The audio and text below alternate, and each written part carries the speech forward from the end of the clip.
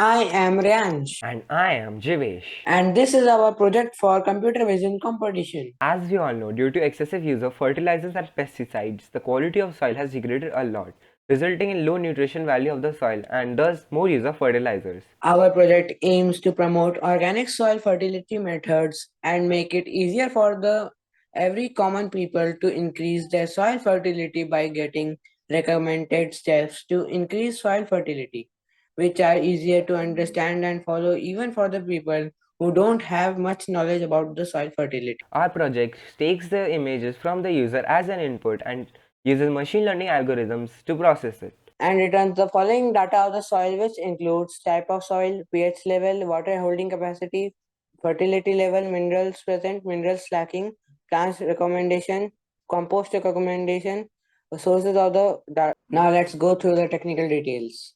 We have first coded the script to do web scraping and downloaded over 600 to 700 images of the soil types for testing and training data.